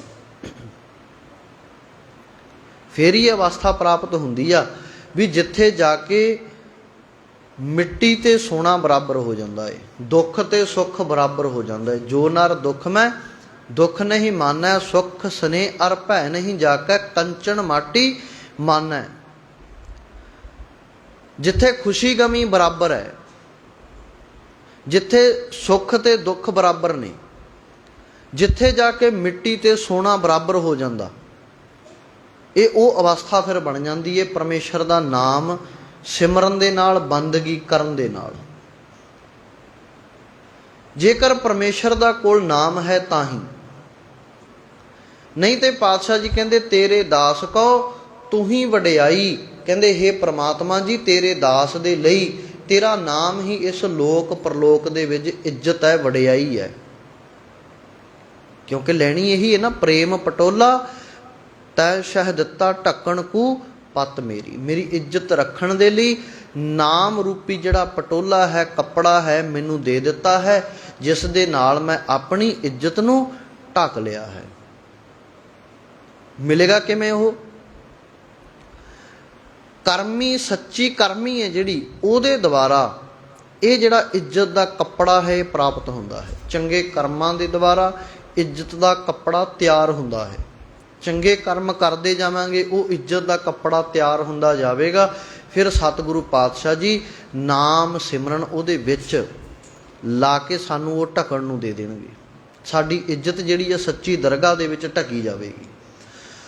ਮਾਇਆ ਮਗਨ ਨਰਕ ਲੈ ਜਾਈ, ਕਹਿੰਦੇ ਇਹ ਤੇਰਾ ਦਾਸ ਹੈ ਨਾ, ਜਿਹੜਾ ਤੇਰਾ ਸੇਵਕ ਹੈ ਪਰਮੇਸ਼ਰ ਜੀ, ਉਹ ਚੰਗੀ ਤਰ੍ਹਾਂ ਜਾਣਦਾ ਹੈ ਕਿ ਮਾਇਆ ਵਿੱਚ ਜਿਹੜਾ ਮਸਤ ਮਨੁੱਖ ਹੈ ਨਾ, ਮਗਨ ਹੋਇਆ ਹੋਇਆ ਹੈ, ਕਹਿੰਦੇ ਉਹ ਕੀ ਕਰਦੀ ਹੈ? ਮਾਇਆ ਨਰਕ ਦੇ ਵਿੱਚ ਲੈ ਜਾਂਦੀ ਹੈ ਤੇ ਸਦਾ ਫਿਰ ਮਨੁੱਖ ਨੂੰ ਤੜਫਾ ਕੇ ਰੱਖਦੀ ਹੈ, ਦੁਖੀ ਕਰਕੇ ਰੱਖਦੀ ਹੈ। ਰੋਗ ਗ੍ਰਸਤ ਚਿਤਾਰੇ ਨਾਉ, ਰੋਗਾਂ ਦੇ ਨਾਲ ਕਹਿੰਦੇ ਘਿਰਿਆ ਹੋਇਆ ਮਨੁੱਖ ਹੈ ਜਿਹੜਾ, ਪਰਮਾਤਮਾ ਦਾ ਫਿਰ ਨਾਮ ਚੇਤਾ ਕਰਦਾ ਹੈ। ਬਿਖ ਮਾਤੇ ਕਾ ਠੌਰ ਨਾ ਠਾਉ, ਵਿਕਾਰਾਂ ਦੀ ਜ਼ਹਿਰ ਦੇ ਵਿੱਚ ਮਸਤ ਹੋਏ ਨੂੰ ਕਹਿੰਦੇ ਆਤਮਿਕ ਜੀਵਨ ਦਾ ਕਿਤੇ ਨਾਮ ਨਿਸ਼ਾਨ ਨਹੀਂ ਲੱਭਦਾ, ਟਿਕਾਣਾ ਨਹੀਂ ਲੱਭਦਾ। ਠੌਰ ਨਾ ਠਾਉ, ਚਰਨ ਕਮਲ ਸਿਓ ਲਾਗੀ ਪ੍ਰੀਤ, ਆਣ ਸੁੱਖਾਂ ਨਹੀਂ ਆਵੈ ਚੀਤ। ਪਰਮੇਸ਼ਰ ਦੇ ਸੋਹਣੇ ਚਰਨਾਂ ਵਿੱਚ ਜਿਸ ਮਨੁੱਖ ਦੀ ਪ੍ਰੀਤ ਬਣ ਜਾਂਦੀ ਹੈ, ਲੱਗ ਜਾਂਦੀ ਹੈ, ਜਿਹੜਾ ਉਸ ਵਿੱਚ ਜੁੜ ਜਾਂਦਾ ਹੈ, ਕਹਿੰਦੇ ਫਿਰ ਆਣ ਸੁੱਖਾਂ, ਉਸ ਨੂੰ ਦੁਨੀਆ ਵਾਲੇ ਹੋਰ ਸੁੱਖ ਜਿਹੜੇ ਆ ਉਹ ਚੇਤੇ ਨਹੀਂ ਆਉਂਦੇ। ਉਹ ਦੁਨੀਆ ਵਾਲੇ ਸੁੱਖਾਂ ਤੋਂ ਉਪਰਾਮ ਹੋ ਜਾਂਦਾ ਹੈ ਕਿਉਂਕਿ ਉਹਨੂੰ ਪਰਮੇਸ਼ਰ ਮਿਲ ਗਿਆ ਹੈ। ਜਿਹੜਾ ਪਰਮੇਸ਼ਰ ਪਰਮਾਤਮਾ ਦੇ ਨਾਮ ਦੇ ਵਿੱਚ ਮਸਤ ਹੈ, ਉਹਨੂੰ ਦੁਨੀਆ ਦਾ ਕੋਈ ਹੋਰ ਨਸ਼ਾ ਹੈ, ਜਿਹੜਾ ਹੋਰ ਮਾਇਆ ਦੇ ਪਦਾਰਥ ਨੇ, ਉਹ ਡੁਲਾ ਨਹੀਂ ਸਕਦੇ, ਉਹਨੂੰ ਡੁਬੋ ਨਹੀਂ ਸਕਦੇ। ਮਾਇਆ ਮਗਨ ਪਰਮ ਪਦ ਦੂਰ, ਨਹੀਂ ਤੇ ਕਹਿੰਦੇ ਮਨੁੱਖ ਮਾਇਆ ਦੇ ਨਸ਼ੇ ਦੇ ਵਿੱਚ ਲੱਗ ਕੇ ਮਸਤ ਹੋ ਕੇ ਮਾਇਕ ਪਦਾਰਥ ਦੁਨੀਆ ਦੇ ਪਦਾਰਥਵਾਦ ਦੀ ਖਿੱਚ ਦੇ ਪਿੱਛੇ ਲੱਗ ਕੇ ਉੱਚੀ ਆਤਮਿਕ ਅਵਸਥਾ ਤੋਂ ਵੀ ਦੂਰ ਹੋ ਜਾਂਦਾ ਹੈ। ਪਰਮ ਪਦ ਦਾ ਅਰਥ ਹੈ ਉੱਚੀ ਆਤਮਿਕ ਅਵਸਥਾ, ਜਿੱਥੇ ਜਾ ਕੇ ਮਨ ਨੀਵਾਂ ਮਤ ਉੱਚੀ ਹੋ ਜਾਂਦੀ ਹੈ। ਕਹਿੰਦੇ ਉਸ ਆਤਮਿਕ ਸੁੱਖ ਨੂੰ ਫਿਰ ਉਹ ਗਵਾ ਲੈਂਦਾ ਹੈ, ਦੂਰ ਕਰ ਲੈਂਦਾ ਹੈ। ਨਾਮ ਵਿਸਾਰਿਆ ਸਭ ਕੂੜੋ ਕੂਰ, ਜਦੋਂ ਨਾਮ ਮਨੁੱਖ ਦੇ ਅੰਦਰੋਂ ਵਿਸਰ ਗਿਆ ਫਿਰ ਸਾਰਾ ਕੁਝ ਝੂਠ ਹੀ ਝੂਠ ਹੈ। ਇਸੇ ਕਰਕੇ ਸਤਿਗੁਰੂ ਪਾਤਸ਼ਾਹ ਜੀ ਨੇ ਕਿਹਾ ਵੀ ਭਾਈ ਇੱਥੇ ਤੂੰ ਇਸ ਸੰਸਾਰ ਦੇ ਵਿੱਚ ਰਹਿਣਾ, ਝੂਠ ਜਾਣ ਲੈ ਇਸ ਨੂੰ, ਇਹ ਤੇਰੇ ਕਿਸੇ ਵੀ ਕੰਮ ਨਹੀਂ ਆਵੇਗਾ। ਜਿੰਨਾ ਚਿਰ ਤੂੰ ਇਹਦੇ ਵਿੱਚ ਲੱਗਿਆ ਰਵੇਂਗਾ ਤੇ ਇਹ ਤੇਰਾ ਜੀਵਨ ਜਿਹੜਾ ਹੈ ਇਹ ਨਰਕ ਬਣਾਉਂਦਾ ਜਾਵੇਗਾ, ਸੁੱਖ ਨਹੀਂ ਮਿਲੇਗਾ, ਇਹ ਦੁੱਖਾਂ ਦੇ ਵਿੱਚ ਹੀ ਘਿਰਦਾ ਜਾਵੇਗਾ। ਸਦਾ ਹੀ ਇਸ ਦੇ ਉੱਪਰ ਜਿਹੜੇ ਦੁੱਖ ਨੇ ਉਹ ਪੈਂਦੇ ਰਹਿਣਗੇ। ਜਬ ਲੱਗ ਜਾਣੈ ਮੁਝ ਤੇ ਕਛ ਹੋਏ, ਜਦੋਂ ਤੱਕ ਮਨੁੱਖ ਇਹ ਸਮਝਦਾ ਵੀ ਮੈਂ ਹੀ ਕੁਝ ਕਰਦਾ ਹਾਂ, ਸਤਿਗੁਰੂ ਕਹਿੰਦੇ ਤਬ ਇਸ ਕੋ ਸੁੱਖ ਨਾ ਹੀ ਕੋਈ। ਹੁਣ ਮਨੁੱਖ ਹਰ ਹੀ ਇਹ ਕਹਿੰਦਾ ਵੀ ਮੈਂ ਹੀ ਸਾਰਾ ਕੁਝ ਕਰਨ ਵਾਲਾ। ਜਬ ਲੱਗ ਜਾਣੈ ਮੁਝ ਤੇ ਕਛ ਹੋਏ, ਹੁਣ ਹਰੇਕ ਹੀ ਬੰਦਾ ਇਹ ਕਹਿੰਦਾ ਵੀ ਮੈਂ ਹੀ ਹਾਂ ਜੋ ਕਰਨ ਵਾਲਾ, ਮੈਂ ਹੀ ਕਰ ਰਿਹਾ, ਜੇ ਮੈਂ ਨਹੀਂ ਕਰੂੰਗਾ ਤਾਂ ਹੋਵੇਗਾ ਨਹੀਂ। ਸਤਿਗੁਰੂ ਕਹਿੰਦੇ ਜਿਹੜਾ ਮਨੁੱਖ ਇਹ ਗੱਲ ਆਪਣੇ ਅੰਦਰ ਧਾਰਨ ਕਰਕੇ ਬੈਠਾ, ਕਹਿੰਦੇ ਇੱਥੇ ਉਹਨੂੰ ਸੁੱਖ ਹੀ ਨਹੀਂ ਹੈ। ਤਬ ਇਸ ਕੋ ਸੁੱਖ ਨਾ ਹੀ ਕੋਈ, ਆਤਮਾ ਇਹਦੀ ਸੁਖੀ ਨਹੀਂ ਹੈ, ਕਿਉਂਕਿ ਫਿਰ ਮੈਂ ਮੇਰੀ ਅੰਦਰ ਲੈ ਕੇ ਬੈਠਾ ਹੋਇਆ। ਜਬ ਇਹ ਜਾਣੇ ਮੈਂ ਕਿਛ ਕਰਤਾ, ਤਬ ਲਗ ਗਰਭ ਜੋਨ ਮੈਂ ਫਿਰਤਾ, ਜਦੋਂ ਤੱਕ ਇਹ ਕਹਿੰਦਾ ਹੈ ਵੀ ਮੈਂ ਹੀ ਕੁਛ ਕਰਦਾ, ਮੇਰੇ ਬਲ ਦੇ ਨਾਲ ਹੀ ਹੈ, ਮੇਰੀ ਤਾਕਤ ਨਾਲ ਹੀ ਹੈ, ਮੇਰੇ ਨਾਲ ਹੀ ਸਾਰਾ ਕੁਛ ਹੈ, ਵੀ ਜੇ ਮੈਂ ਨਹੀਂ ਤਾਂ ਕੁਝ ਵੀ ਨਹੀਂ ਹੈ, ਜੇ ਮੈਂ ਆਏ ਨੇ ਕੀਤਾ ਆਏ ਨਹੀਂ ਹੋਣਾ, ਮੇਰੇ ਬਿਨਾ ਆਹ ਨਹੀਂ ਹੋਣਾ, ਮੇਰੇ ਬਿਨਾ ਉਹ ਨਹੀਂ ਹੋਣਾ, ਵੀ ਜੋ ਕੁਛ ਕਰਦਾ ਮੈਂ ਹੀ ਕਰਦਾ ਹਾਂ। ਜਬ ਇਹ ਜਾਣੇ ਮੈਂ ਕਿਛ ਕਰਤਾ, ਜਿੰਨਾ ਚਿਰ ਕਹਿੰਦੇ ਇਹ ਜਾਣਦਾ ਵੀ ਮੈਂ ਹੀ ਕੁਛ ਕਰ ਰਿਹਾ ਗਾ, ਮੇਰਾ ਕੀਤਾ ਹੀ ਹੋ ਰਿਹਾ। ਸਤਿਗੁਰੂ ਪਾਤਸ਼ਾਹ ਜੀ ਕਹਿੰਦੇ ਤਬ ਲਗ ਗਰਭ ਜੋਨ ਮੈਂ ਫਿਰਤਾ, ਤਦੋਂ ਤੱਕ ਕਹਿੰਦੇ ਇਹ ਮਨੁੱਖ ਹੈ ਜਿਹੜਾ ਹੰਕਾਰ ਦੀਆਂ ਜੂਨਾਂ ਦੇ ਵਿੱਚ ਪਿਆ ਰਹਿੰਦਾ ਹੈ। ਗਰਭ ਦੀਆਂ ਜੂਨਾਂ ਵਿੱਚ ਹੰਕਾਰੀ ਹੈ ਫਿਰ ਮਨੁੱਖ, ਇਸ ਤੋਂ ਵੱਧ ਕੁਛ ਵੀ ਨਹੀਂ ਹੈ।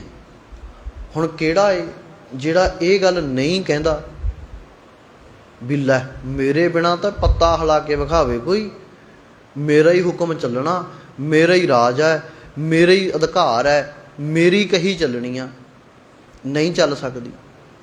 ਬਾਗੀ ਹੋ ਜਾਣਗੇ, ਆਕੀ ਹੋ ਜਾਣਗੇ। ਘਰ ਦੇ ਵਿੱਚ ਵੀ ਇਹ ਸਖਤੀ ਨਹੀਂ ਚੱਲਦੀ ਕਿਸੇ ਦੀ, ਬਾਹਰ ਤੇ ਚੱਲਣੀ ਕੀ ਆ, ਘਰ ਦੇ ਵਿੱਚ ਵੀ ਇਹ ਸਖਤੀ ਨਹੀਂ ਚੱਲਦੀ। ਜੇ ਸਖਤੀ ਚੱਲਦੀ ਵੀ ਹੈ, ਥੋੜ੍ਹਾ ਚਿਰ ਬੰਦੇ ਨੂੰ ਇਹ ਰਹਿੰਦਾ ਵੀ ਹਾਂ ਮੇਰਾ ਹੀ ਹੁਕਮ ਚੱਲੀ ਜਾਂਦਾ, ਪਰ ਉਸ ਤੋਂ ਪਿੱਛੋਂ ਜਾਂ ਉਸ ਤੋਂ ਬਾਅਦ ਵਿੱਚ ਉਸ ਤੋਂ ਆਸੇ ਪਾਸੇ ਹੋ ਕੇ ਫਿਰ ਉਹ ਆਪਣੀਆਂ ਜਿਹੜੀਆਂ ਮਨਮਰਜ਼ੀਆਂ ਮਰਜ਼ੀਆਂ ਨੇ ਨਾ ਉਹ ਬਹੁਤੀਆਂ ਕਰਦੇ ਨੇ। ਉਹ ਭੁਲੇਖੇ ਵਿੱਚ ਰਹਿੰਦਾ ਵੀ ਸ਼ਾਇਦ ਵੀ ਮੇਰਾ ਹੁਕਮ ਹੀ ਚੱਲੀ ਜਾਂਦਾ, ਮੇਰੀ ਮਰਜ਼ੀ ਜੋ ਮੈਂ ਕਰਦਾ ਉਹੀ ਹੋ ਰਿਹਾ। ਨਹੀਂ, ਸਤਿਗੁਰੂ ਕਹਿੰਦੇ ਉਹ ਫਿਰ ਗਰਭ ਜੋਨ ਦੇ ਵਿੱਚ ਬਾਰ-ਬਾਰ ਫਿਰਦਾ ਰਹਿੰਦਾ ਹੈ।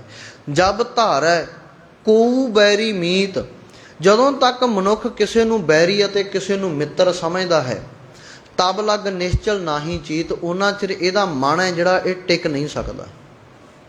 ਇਹ ਵੀ ਸਾਡੇ ਵਿੱਚ ਰੋਗ ਸਭ ਤੋਂ ਵੱਡਾ ਹੈ ਕਿ ਅਸੀਂ ਕਿਤੇ ਨਾ ਕਿਤੇ ਮਨ ਦੇ ਵਿੱਚ ਇਹ ਗੱਲ ਨੂੰ ਟਿਕਾਇਆ ਹੋਇਆ ਵੀ ਫਲਾਨਾ ਮੇਰਾ ਮਿੱਤਰ ਹੈ ਤੇ ਉਹ ਮੇਰਾ ਵੈਰੀ ਹੈ, ਉਹ ਮੇਰਾ ਦੁਸ਼ਮਣ ਹੈ। ਹੁਣ ਸਤ ਸੰਗਤ ਤੇ ਇਸੇ ਲਈ ਕਰਨੀ ਸੀ ਨਾ, ਬਿਸਰ ਗਈ ਸਭ ਤਾਤ ਪਰਾਈ, ਜਬ ਤੇ ਸਾਧ ਸੰਗਤ ਮੋਹਿ ਪਾਈ।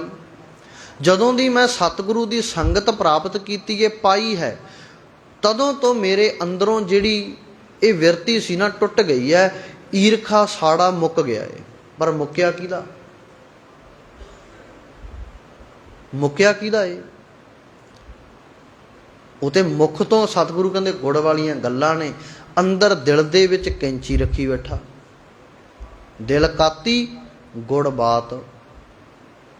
ਦਿਲ ਦੇ ਵਿੱਚ ਤਾਂ ਕੈਂਚੀ ਚੱਲਦੀ ਹੈ ਨਾ, ਛੁਰੀ ਚੱਲਦੀ ਹੈ। ਮੂੰਹ ਮੈਂ ਰਾਮ ਬਗਲ ਮੈਂ ਛੁਰੀ। ਉਹ ਤੇ ਇਹੀ ਕਰਦਾ ਬੰਦਾ, ਮੂੰਹ ਤੋਂ ਮਿੱਠਾ, ਪਰ ਦੂਜੇ ਉਹਦੀ ਪਿੱਠ ਦੇ ਉੱਤੇ ਹੀ ਫਿਰ ਉਹਨੂੰ ਹੀ ਵੱਢਣਾ।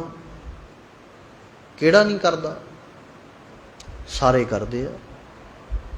ਕੋਈ ਲੱਖ ਕਹਿ ਲੇ ਵੀ ਮੈਂ ਨਹੀਂ ਕਰਦਾ ਨਾ। ਇਹ ਤੇ ਭਾਈ ਆਪਣੇ ਅੰਦਰ ਨੂੰ ਹੀ ਪੁੱਛ ਲਈ, ਕਿਸੇ ਨੂੰ ਦੱਸਣ ਦੀ ਤੇ ਲੋੜ ਹੀ ਨਹੀਂ ਹੈ। ਸੰਸਾਰ ਦੇ ਵਿੱਚ ਇੱਥੇ ਕਿਸੇ ਦਾ ਕੋਈ ਕਿੰਨਾ ਵੀ ਚੰਗਾ, ਜਿੰਨਾ ਮਰਜ਼ੀ ਚੰਗਾ ਕਰੀ ਜਾਵੇ, ਜਿੰਨਾ ਮਰਜ਼ੀ, ਪਰ ਜਿਹਨੇ ਅੰਦਰ ਵੱਢਣ ਦੀ ਧਾਰੀ ਹੋਈ ਹੈ ਨਾ, 100 ਵਾਰੀ ਉਹ ਚੰਗਾ ਕੰਮ ਆਪਣਾ ਕਿਸੇ ਤੋਂ ਮਤਲਬ ਕੱਢ ਕੇ ਮੁੜ ਕੇ ਉਹਦੀ ਪਿੱਠ ਵਿੱਚ ਛੁਰਾ ਮਾਰਨ ਲੱਗੇ ਸਕਿੰਟ ਨਹੀਂ ਲਾਉਂਦੇ। ਦੁਨੀਆ ਹੈ ਹੀ ਇਹ। ਇਸੇ ਨੂੰ ਕਿਹਾ ਦੁਨੀਆ ਗੁੱਝੀ ਭਾ, ਗੁੱਝੀ ਅੱਗ ਹੈ ਕਹਿੰਦੇ ਅੰਦਰ ਅੰਦਰ। ਬਾਹਰੋਂ ਤਾਂ ਲੱਗਦੀ ਹੈ ਵੀ ਠੰਡੀ ਹੈ, ਅੱਗ ਹੈ ਨਹੀਂ, ਸਵਾਹ ਬਣ ਗਈ, ਪਰ ਜਦੋਂ ਕੋਈ ਸਵਾਹ ਸਮਝ ਕੇ ਵਿੱਚ ਹੱਥ ਪਾਉਂਦਾ, ਅੰਦਰੋਂ ਮੱਚਦੇ ਹੋਏ ਕੋਲੇ ਜਿਹੜੇ ਨੇ ਹੱਥ ਸਾੜ ਕੇ ਸਵਾਹ ਕਰ ਦਿੰਦੇ ਨੇ। ਅੰਦਰ ਅੰਦਰ ਅੱਗ ਪਈ ਹੈ। ਬਾਹਰ ਤਾਂ ਬਹੁਤ ਸਿਆਣਾ ਜਿਹਾ ਬਣ ਜਾਂਦਾ, ਬਾਹਰੋਂ ਤਾਂ ਬਹੁਤ ਚੰਗਾ ਜਿਹਾ ਬਣ ਜਾਂਦਾ ਵੀ ਬਹੁਤ ਚੰਗਾ ਏ ਦੂਜੇ ਦੇ ਆਪ ਸਾਹਮਣੇ ਮੂੰਹ ਤੇ, ਪਰ ਉਹਦੀ ਫਿਰ ਪਿੱਛੇ ਪਿੱਠ ਪਿੱਛੇ ਬੁਰਿਆਈ ਹੈ। ਪਰ ਫਿਰ ਲੁਕਾਉਣ ਦੀ ਵੀ ਕੋਸ਼ਿਸ਼ ਕਰਦਾ ਚੰਗੇ ਬੋਲਾਂ ਦੇ ਨਾਲ ਵੀ ਨਹੀਂ ਮੈਂ ਤਾਂ ਬਹੁਤ ਚੰਗਾ ਤੇਰੇ ਲਈ, ਪਰ ਨਹੀਂ ਹੈ। ਦੇਖੋ ਇਹ ਨਹੀਂ ਵੀ ਸਮਾਂ ਪਰਖ ਨਹੀਂ ਕਰਾਉਂਦਾ, ਸਮਾਂ ਪਰਖ ਸਭ ਦੀ ਕਰਾ ਦਿੰਦਾ। ਬੰਦਾ 100 ਕੰਮ ਕਿਸੇ ਦੇ ਸਵਾਰ ਦੇਵੇ, ਇੱਕ ਕੰਨੀਓ ਉਹ ਕਹਿ ਦੇਵੇ ਨਾ ਵੀ ਇਸ ਵਾਰ ਨਹੀਂ ਹੋਣਾ ਇਹ ਕੰਮ, ਤੇ ਉਹ 100 ਕੀਤੇ ਹੋਏ ਉਸ ਦੇ ਪਿੱਛੇ ਭੁੱਲ ਜਾਂਦਾ। ਇੱਕ ਨਾ ਕਰਨ ਪਿੱਛੇ ਉਸ ਦੀ ਮਿੱਟੀ ਪਲੀਤ ਕਰਨ ਲੱਗ ਪੈਂਦਾ। ਇਹ ਇੱਦਾਂ, ਉਹ ਉੱਦਾਂ, ਇਹ ਉੱਦਾਂ, ਫਿਰ ਹੋਰਾਂ ਦੇ ਨਾਲ, ਦੂਜਿਆਂ ਦੇ ਨਾਲ ਮਿਲਾਉਣ ਦੀ ਕੋਸ਼ਿਸ਼ ਕਰਦਾ। ਹੁਣ ਸਾਧ ਸੰਗਤ, ਸਤ ਸੰਗਤ ਜਦੋਂ ਪ੍ਰਾਪਤ ਕੀਤੀ ਹੈ, ਇਹ ਤੇ ਅੰਦਰੋਂ ਮਿਟਣਾ ਚਾਹੀਦਾ ਸੀ ਈਰਖਾ ਸਾੜਾ। ਤੇ ਈਰਖਾ ਸਾੜਾ ਕਿੱਥੇ ਤੱਕ ਹੈ? ਨਵਿਆਂ ਪੁਰਾਣਿਆਂ ਦੀਆਂ ਗੱਲਾਂ ਵੀ ਫਿਰ ਉਹ ਆਏ ਸੀ, ਇਹ ਆਏ ਨੇ, ਇਹ ਆਏ ਨਹੀਂ, ਉਹ ਆਏ ਸੀ। ਉਲਟ ਹੋ ਗਿਆ ਨਾ ਕੰਮ ਵੀ ਨਹੀਂ ਠੀਕ ਹੈ, ਤੇਰੀ ਮਿੱਤਰਤਾ ਹੈ, ਤੇਰੀ ਮਿੱਤਰਤਾ ਉਹਨੇ ਨਹੀਂ ਸਮਝੀ, ਉਹ ਛੱਡ ਗਿਆ ਜਾਂ ਉਹ ਦੂਰ ਹੋ ਗਿਆ, ਕਿਸੇ ਕਾਰਨ ਕਰਕੇ ਪਾਸੇ ਹੋ ਗਿਆ ਤੇਰੇ ਤੋਂ, ਫਿਰ ਉਹਦੀ ਬੁਰਿਆਈ ਥੋੜ੍ਹੀ ਕਰਨੀ ਹੈ। ਪਰ ਮਨੁੱਖ ਕਰਦਾ ਹੀ ਇਹ ਹੈ ਵੀ ਉਹ ਇੱਦਾਂ ਸੀ, ਉਹ ਫਿਰ ਉਹਦੀਆਂ ਬੁਰਿਆਈਆਂ ਲੱਭਣ ਲੱਗ ਪੈਂਦਾ। ਪਹਿਲਾਂ ਲੱਭਦੀਆਂ ਨਹੀਂ ਕਿਉਂਕਿ ਮਤਲਬ ਸੀ ਉਹਦੇ ਤੱਕ, ਬਾਅਦ ਵਿੱਚ ਬੁਰਾ ਬਣ ਜਾਂਦਾ ਉਹ।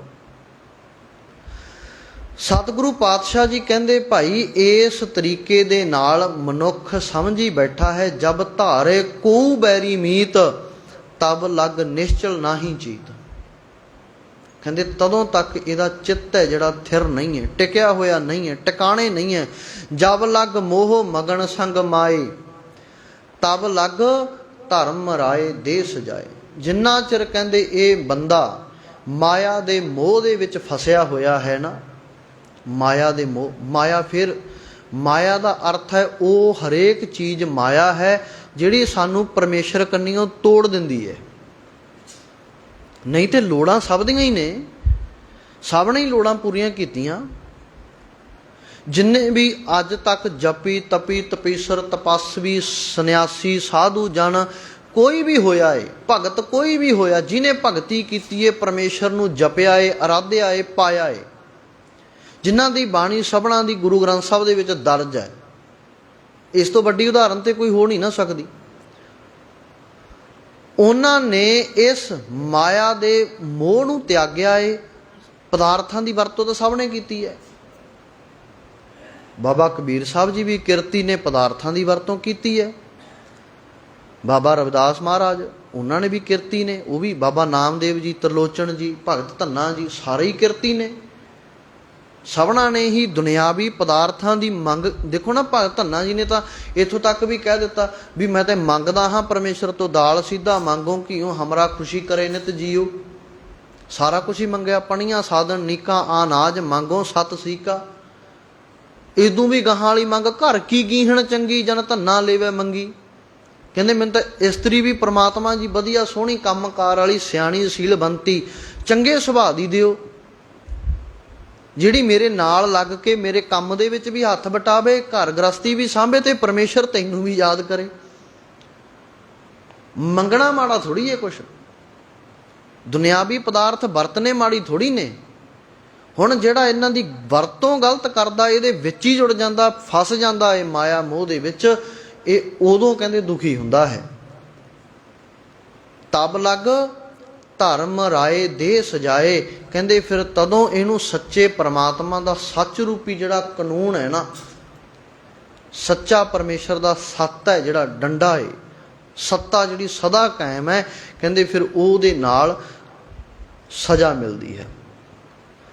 ਪ੍ਰਭ ਕਿਰਪਾ ਤੇ ਬੰਧਨ ਟੁੱਟੈ, ਮਾਇਆ ਦੇ ਬੰਧਨ ਨੇ ਜਿਹੜੇ ਇਹ ਪਰਮੇਸ਼ਰ ਦੀ ਕਿਰਪਾ ਦੇ ਨਾਲ ਹੀ ਟੁੱਟਦੇ ਨੇ। ਗੁਰ ਪ੍ਰਸਾਦ ਨਾਨਕ ਹਉ ਛੁਟੈ, ਗੁਰੂ ਗਿਆਨ ਦੀ ਕਿਰਪਾ ਦੇ ਦੁਆਰਾ ਹੀ ਹੈ ਨਾਨਕ ਮਨੁੱਖ ਦੇ ਅੰਦਰੋਂ ਹੰਕਾਰ ਮੁੱਕ ਜਾਂਦਾ ਹੈ, ਟੁੱਟ ਜਾਂਦਾ ਹੈ।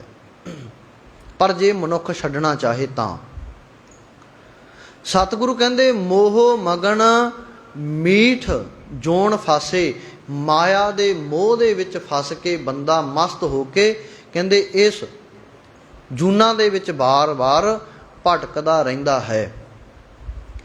ਇਨ ਮਾਇਆ ਤ੍ਰੈ ਗੁਣ ਬਸ ਕੀਨੇ, ਸਤਿਗੁਰੂ ਕਹਿੰਦੇ ਇਸ ਮਾਇਆ ਦੇ ਵਿੱਚ ਹੀ ਮਨੁੱਖ ਫਸ ਕੇ ਤਿੰਨਾਂ ਗੁਣਾਂ ਦੇ ਵਿੱਚ ਫਸਿਆ ਹੋਇਆ ਹੈ, ਫਸਾ ਕੇ ਰੱਖਿਆ ਹੋਇਆ ਇਸ ਮਾਇਆ ਮੋਹਣੀ ਨੇ। ਜਿਹਨੇ ਬਿਨ ਦੰਤਾਂ ਜੱਗ ਖਾਇਆ ਹੋਇਆ ਹੈ, ਇਹ ਮਾਇਆ ਮੋਹਣੀ ਹੈ ਨਾ। ਜਿਨ ਬਿਨ ਦੰਤਾਂ ਜੱਗ ਖਾਇਆ, ਤੇ ਸਾਰਾ ਬਿਨਾਂ ਦੰਤਾਂ ਤੋਂ ਹੀ ਜੱਗ ਖਾ ਲਿਆ ਹੈ, ਆਪਣੇ ਸਲਾਵੇ ਵਿੱਚ ਲਿਆ ਹੋਇਆ, ਪਕੜਿਆ ਹੋਇਆ ਹੈ, ਆਪਣੇ ਘੇਰੇਬੰਦੀ ਦੇ ਵਿੱਚ ਇਹਨੂੰ ਜਾਲ ਵਿੱਚ ਫਸਾ ਕੇ ਰੱਖਿਆ ਹੋਇਆ ਹੈ। ਤੇ ਸਤਿਗੁਰੂ ਪਾਤਸ਼ਾਹ ਜੀ ਕਹਿੰਦੇ ਇਹਦੇ ਵਿੱਚ ਕੀ ਆ, ਰਜੋ ਸਤੋ ਤਮੋ, ਇਹਦੇ ਵਿੱਚ ਹੀ ਫਸਿਆ ਹੋਇਆ ਬੰਦਾ। ਆਪਣ ਮੋਹ ਕਟੇ ਕਟ ਦੀਨੇ, ਕਹਿੰਦੇ ਹਰੇਕ ਜੀਵ ਦੇ ਹਿਰਦੇ ਵਿੱਚ ਇਸ ਨੇ ਆਪਣਾ ਜਿਹੜਾ ਮੋਹ ਹੈ ਉਹ ਟਿਕਾਇਆ ਹੋਇਆ ਹੈ। ਮਾਇਆ ਨੇ ਹਰੇਕ ਇਨਸਾਨ ਦੇ ਅੰਦਰ ਆਪਣਾ ਜਿਹੜਾ ਮੋਹ ਹੈ, ਮਾਇਆ ਦੀ ਖਿੱਚ ਹੈ, ਭੁੱਖ ਹੈ, ਤ੍ਰਿਸ਼ਨਾ ਹੈ, ਇਹ ਹਰੇਕ ਦੇ ਅੰਦਰ ਵਧਾਈ ਹੋਈ ਹੈ, ਟਿਕਾਈ ਹੋਈ ਹੈ। ਕਿਉਂਕਿ ਲਿਵ ਛੁੜਕੀ ਲੱਗੀ ਤ੍ਰਿਸ਼ਨਾ, ਲਿਵ ਟੁੱਟੀ, ਤ੍ਰਿਸ਼ਨਾ ਨੇ ਆਪਣਾ ਰੋਗ ਲਾ ਦਿੱਤਾ। ਹੁਣ ਇਹ ਰੋਗ ਮਿਟੇਗਾ ਵੀ ਪਰਮੇਸ਼ਰ ਦੇ ਨਾਲ ਲਿਵ ਲਾਉਣ ਦੇ ਨਾਲ। ਹੁਣ ਲਿਵ ਜਿਹੜੀ ਜੋੜਨੀ ਹੈ, ਕੰਮਕਾਰ ਕਰਦੇ, ਸੰਸਾਰ ਦੇ ਵਿੱਚ ਵਿਚਰਦੇ, ਇੱਥੇ ਜਿਹੜੇ ਦੁਨਿਆਵੀ ਸੁੱਖ ਦੁੱਖ ਭੋਗਦੇ ਹੋਏ, ਪਰ ਪਰਮੇਸ਼ਰ ਨੂੰ ਕਦੇ ਨਹੀਂ ਭੁੱਲਣਾ। ਕਿਉਂਕਿ ਅਸਲੀ ਰੋਗ ਜਿਹੜਾ, ਦੇਖੋ ਦੁਨਿਆਵੀ ਰੋਗ ਤੇ ਥੋੜ੍ਹੇ ਸਮੇਂ ਦਾ, ਅੱਜ ਆਇਆ 5 ਦਿਨਾਂ ਨੂੰ, 10 ਦਿਨਾਂ ਨੂੰ, ਮਹੀਨੇ 2 ਮਹੀਨਿਆਂ ਦੇ ਵਿੱਚ ਖਤਮ ਹੋ ਜਾਵੇਗਾ, ਚਲਿਆ ਜਾਵੇਗਾ, ਇਲਾਜ ਹੋ ਜਾਵੇਗਾ।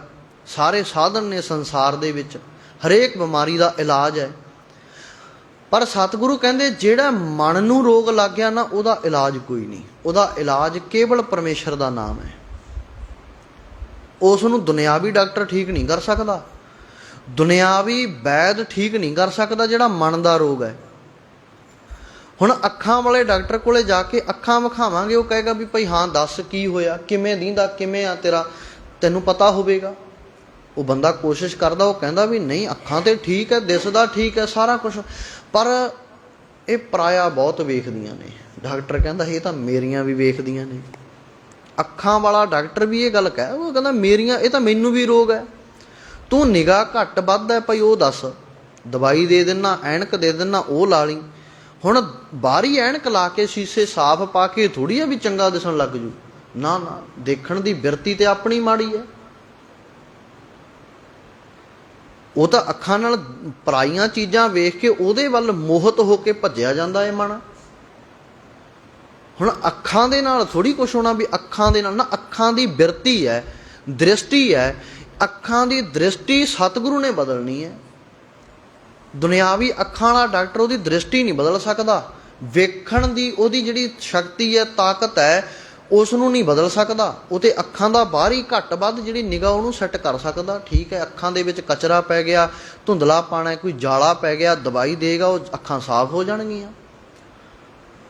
ਪਰ ਜਿਹੜੀ ਬਿਰਤੀ ਅੰਦਰ ਮਨ ਤੋਂ ਸੁਚੇਤ ਕਰਦੀ ਹੈ, ਅੱਖਾਂ ਦੇਖਾਂ ਦੇ ਨਾਲ ਦੇਖ ਕੇ, ਉਹ ਸਤਿਗੁਰੂ ਨੇ ਬਿਰਤੀ ਬਦਲਣੀ ਹੈ।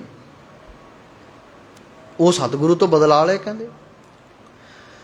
ਹੁਣ ਆਪਣ ਮੋਹ ਘਟੇ ਘਟ ਦੀਨੇ, ਕਹਿੰਦੇ ਆਪਣੇ ਮੋਹ ਦੇ ਵਿੱਚ ਇਸ ਤਰੀਕੇ ਨਾਲ ਹਰੇਕ ਜੀਵ ਦੇ ਵਿੱਚ ਇਹ ਟਿਕਾਇਆ ਹੋਇਆ ਹੈ। ਇਹ ਸਾਜਣ ਕਛ ਕਰੋ ਉਪਾਇਆ, ਹੇ ਸੱਜਣ ਕੋਈ ਇਸ ਦਾ ਇਲਾਜ ਦੱਸ। ਜਾਤੇ ਤਰੋਂ ਬਿਖਮ ਇਹ ਮਾਇਆ, ਜਿਸ ਇਲਾਜ ਦੇ ਨਾਲ ਇਹ ਔਖੀ ਜਿਹੜੀ ਮਾਇਆ ਸੰਸਾਰ ਮੋਹ ਰੂਪੀ ਸਮੁੰਦਰ ਹੈ ਨਾ, ਇਹਨੂੰ ਮੈਂ ਪਾਰ ਲੰਘ ਜਾਵਾਂ। ਸੱਜਣ ਕਹਿੰਦੇ ਨੇ ਪਰਮੇਸ਼ਰ ਦੇ ਪਿਆਰੇ ਨੂੰ ਵੀ ਹੇ ਸੱਜਣ, ਹੇ ਸਤਿਗੁਰੂ ਜੀ ਕੋਈ ਉਪਾਅ ਦੱਸੋ ਜਿਸ ਦੇ ਨਾਲ ਮੈਂ ਵੀ ਇਸ ਮਾਇਆ ਤੋਂ ਛੁਟਕਾਰਾ ਪਾ ਸਕਾਂ। ਕਰ ਕਿਰਪਾ ਸਤ ਸੰਗ ਮਿਲਾਏ, ਪ੍ਰਭੂ ਆਪਣੀ ਮਿਹਰ ਕਰ। ਅਤੇ ਜਿਸ ਮਨੁੱਖ ਦੇ ਉੱਤੇ ਪਰਮੇਸ਼ਰ ਦੀ ਮਿਹਰ ਹੋ ਜਾਂਦੀ ਹੈ, ਫਿਰ ਉਹ ਸਤ ਸੰਗਤ ਦੇ ਵਿੱਚ ਮਿਲ ਜਾਂਦੇ ਹਨ। ਨਾਨਕ ਤਾਕੈ ਨਿਕਟ ਨਾ ਮਾਏ, ਕਹਿੰਦੇ ਹੇ ਨਾਨਕ ਫਿਰ ਮਾਇਆ ਉਸ ਦੇ ਨੇੜੇ ਵੀ ਨਹੀਂ ਆ ਸਕਦੀ। ਪਦਾਰਥਵਾਦ ਦੀ ਖਿੱਚ ਫਿਰ ਉਹਦੇ ਕਦੇ ਨੇੜੇ ਨਹੀਂ ਆ ਸਕਦੀ, ਜਿਹਨੇ ਆਪਣਾ ਮਨ ਪਰਮੇਸ਼ਰ ਦੇ ਨਾਮ ਦੇ ਵਿੱਚ ਟਿਕਾਇਆ ਹੈ। ਸੋ ਅੱਜ ਦੇ ਇਸ ਪੌੜੀ ਦੇ ਵਿੱਚ ਸਤਿਗੁਰੂ ਪਾਤਸ਼ਾਹ ਜੀ ਨੇ ਸਾਨੂੰ ਮਨੁੱਖਾ ਜਨਮ ਦੇ ਵਿੱਚ ਆਉਣ ਅਤੇ ਜਾਣ ਦੇ ਵਿਚਕਾਰ ਦਾ ਜਿਹੜਾ ਮਾਰਗ ਹੈ, ਕਿਵੇਂ ਜਿਉਣਾ ਹੈ, ਉਸ ਦੇ ਬਾਰੇ ਸੇਧ ਦਿੱਤੀ ਹੈ। ਆਉਣਾ ਤੇ ਜਾਣਾ ਹੁਕਮ ਦੇ ਵਿੱਚ ਹੈ, ਅਟੱਲ ਹੈ, ਇਹ ਪੱਕਾ ਹੈ, ਇਹ ਤੋਂ ਬਚਿਆ ਨਹੀਂ ਜਾ ਸਕਦਾ। ਇਸ ਕਰਕੇ ਬਾਰ-ਬਾਰ ਜੰਮਣ ਤੇ ਮਰਨ ਤੋਂ ਜੇਕਰ ਬਚਣਾ ਹੈ, ਮਾਇਆ ਦਾ ਮਨ ਦੇ ਵਿੱਚੋਂ ਛੁਟਕਾਰਾ ਪਾਉਣਾ ਹੈ, ਤੇ ਪਰਮੇਸ਼ਰ ਦਾ ਭਾਈ ਨਾਮ ਜਪਣਾ ਪੈਣਾ। ਪਰਮੇਸ਼ਰ ਦਾ ਨਾਮ ਜਪੀਏ। ਦੁਨਿਆਵੀ ਦੁੱਖ ਸੁੱਖ ਜਿਹੜੇ ਨੇ ਇਹ ਸਤਿਗੁਰੂ ਪਾਤਸ਼ਾਹ ਜੀ ਕਹਿੰਦੇ ਦੋਏ ਦਰ ਕੱਪੜੇ ਪਹਿਰੇ ਜਾਏ ਮਨੁੱਖ। ਇਹ ਕੱਪੜਿਆਂ ਦੇ ਵਾਂਗ ਨੇ, ਇੱਕ ਪਾਲਿਆ ਇੱਕ ਲਾਹ ਲਿਆ, ਇੱਕ ਪਾਲਿਆ ਇੱਕ ਲਾਹ ਲਿਆ। ਮਨ ਸੁਖੀ ਰਹਿਣਾ ਚਾਹੀਦਾ, ਸਰੀਰ ਦੇ ਉੱਤੇ ਸੁੱਖ ਦੁੱਖ ਆਉਂਦਾ ਰਹਿਣਾ ਅਟੱਲ ਸੱਚਾਈ ਹੈ। ਗੁਰੂ ਕਿਰਪਾ ਕਰੇ ਸਾਨੂੰ ਸਭਨਾਂ ਨੂੰ ਇਹ ਮਤ ਸਮੱਤ ਬਲ ਬੁੱਧ ਬਖਸ਼ਿਸ਼ ਕਰੇ, ਤੇ ਸਾਡਾ ਮਨ ਵੀ ਇਸ ਮਾਇਆ ਨੂੰ ਛੱਡ ਪਰਮੇਸ਼ਰ ਦੇ ਨਾਮ ਦੇ ਵਿੱਚ ਜੁੜ ਜਾਵੇ। ਫੇਰ ਹੀ ਇਹ ਲੋਕ ਸੁਖੀਏ ਪਰਲੋਕ ਸੁਹੇਲੇ, ਨਾਨਕ ਹਰ ਪ੍ਰਭ ਆਪੇ ਮੇਲੇ। ਦੇਹੋ ਸੱਜਣ ਅਸੀਸੜੀਆਂ, ਜਿਉ ਹੋਵੈ ਸਾਹਿਬ ਸਿਉ ਮੇਲ। ਸਤਨਾਮ ਵਾਹਿਗੁਰੂ ਸਾਹਿਬ ਜੀਓ। ਰਾਮ ਕਲੀ ਮਹੱਲਾ ਤੀਜਾ। ਆਨੰਦ ਇੱਕ ਓੰਕਾਰ ਸਤਿਗੁਰ ਪ੍ਰਸਾਦ। ਆਨੰਦ ਭਇਆ ਮੇਰੀ ਮਾਏ, ਸਤਿਗੁਰੂ ਮੈਂ ਪਾਇਆ, ਸਤਿਗੁਰ ਤਾਂ ਪਾਇਆ। ਸਹਿਜ ਸੇਤੀ ਮਨ ਵਜੀਆਂ ਵਧਾਈਆਂ, ਰਾਗ ਰਤਨ ਪਰਿਵਾਰ ਪਰੀਆਂ। ਸ਼ਬਦ ਗਾਵਣ ਆਈਆਂ, ਸ਼ਬਦੋ ਤਾਂ ਗਾਵੋ ਹਰੀ ਕੇਰਾ। ਮਨ ਜਿਨੀ ਵਸਾਇਆ, ਕਹਿ ਨਾਨਕ ਆਨੰਦ ਹੋਆ। ਸਤਿਗੁਰੂ ਮੈਂ ਪਾਇਆ, ਏ ਮਨ ਮੇਰਿਆ। ਤੂੰ ਸਦਾ ਰਹੋ ਹਰ ਨਾਲੇ, ਹਰ ਨਾਲ ਰਹੋ ਤੂੰ ਮਨ ਮੇਰੇ। ਦੁਖ ਸਭ ਵਿਸਾਰਨਾ, ਅੰਗੀਕਾਰੋ ਕਰੇ ਤੇਰਾ ਕਾਰਜ ਸਭ ਸਵਾਰਨਾ। ਸਭਨਾ ਗੱਲਾਂ ਸਮਰੱਥ ਸੁਆਮੀ, ਸੋ ਕਿਉ ਮਨੋ ਵਿਸਾਰੇ। ਕਹਿ ਨਾਨਕ ਮਨ ਮੇਰੇ ਸਦਾ ਰਹੋ ਹਰ ਨਾਲੇ। ਸਾਚੇ ਸਾਹਿਬਾ ਕਿਆ ਨਾਹੀ ਕਰਤੇ ਰਹਿ, ਘਰ ਤਾਂ ਤੇਰਾ ਸਭ ਕਿਛ ਹੈ। ਜਿਸ ਦੇ ਸੋ ਪਾਵੇ, ਸਦਾ ਸਿਫਤ ਸਲਾਹ ਤੇਰੀ। ਨਾਮ ਮਨ ਵਸਾਵੇ, ਨਾਮ ਜਿਨ ਕੈ ਮਨ ਵਸਿਆ। ਵਾਜੇ ਸ਼ਬਦ ਕਨੇਰੇ, ਕਹਿ ਨਾਨਕ ਸੱਚੇ ਸਾਹਿਬ ਕਿਆ ਨਾਹੀ ਕਰਤੇ ਰਹਿ। ਸਾਚਾ ਨਾਮ ਮੇਰਾ ਆਧਾਰੋ, ਸਾਚ ਨਾਮ ਆਧਾਰ ਮੇਰਾ। ਜਿਨ ਭੁੱਖਾਂ ਸਭ ਗਵਾਈਆਂ, ਕਰ ਸ਼ਾਂਤ ਸੁਖ ਮਨ ਆਏ ਵਸਿਆ। ਜਿਨ ਇੱਛਾ ਸਭ ਪੁਜਾਈਆਂ, ਸਦਾ ਕੁਰਬਾਨ ਕੀਤਾ ਗੁਰੂ ਬਿਟੋ। ਜਿਸ ਦੀਆਂ ਇਹ ਵਡਿਆਈਆਂ, ਕਹਿ ਨਾਨਕ ਸੁਣੋ ਸੰਤੋ। ਸ਼ਬਦ ਧਰੋ ਪਿਆਰੋ, ਸਾਚਾ ਨਾਮ ਮੇਰਾ ਆਧਾਰੋ। ਵਾਜੇ ਪੰਚ ਸ਼ਬਦ ਤਿਤ ਘਰ ਸੁਭਾਗੈ, ਘਰ ਸੁਭਾਗੈ ਸ਼ਬਦ ਵਾਜੇ। ਕਲਾ ਜਿਤ ਕਰ ਧਾਰੀਆ, ਪੰਚ ਦੂਤ ਤੁਧ ਵਸ ਕੀਤੇ। ਕਾਲ ਕੰਟਕ ਮਾਰਿਆ, ਤੁਰ ਕਰਮ ਪਾਇਆ। ਤੁਧ ਜਿਨ ਕਉ ਸੇ ਨਾਮ ਹਰਿ ਕੈ ਲਾਗੇ। ਕਹਿ ਨਾਨਕ ਤਹ ਸੁਖ ਹੋਆ, ਤਿਤ ਕਰ ਅਨਹਦ ਵਾਜੇ। ਆਨੰਦ ਸੁਣੋ ਬੜ ਭਾਗੀ ਹੋ, ਸਗਲ ਮਨੋਰਥ ਪੂਰੇ। ਪਾਰ ਬ੍ਰਹਮ ਪ੍ਰਪਾਇਆ ਉਤਰੇ, ਸਗਲ ਵਿਸੂਰੇ। ਦੁਖ ਰੋਗ ਸੰਤਾਪ ਉਤਰੇ, ਸੁਣੀ ਸੱਚੀ ਬਾਣੀ। ਸੰਤ ਸਾਜਨ ਭਏ ਸਰਸੇ, ਪੂਰੇ ਗੁਰ ਤੇ ਜਾਣੀ।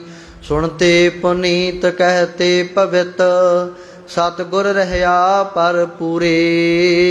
ਬਿਨ ਬੰਤ ਨਾਨਕ ਗੁਰ ਚਰਨ ਲਾਗੇ, ਵਾਜੇ ਅਨਹਦ ਤੂਰੇ। ਸੁਣਤੇ ਪੁਨੀਤ ਕਹਿਤੇ ਪਵਿੱਤ, ਸਤਿਗੁਰ ਰਹਿਆ ਪਰ ਪੂਰੇ।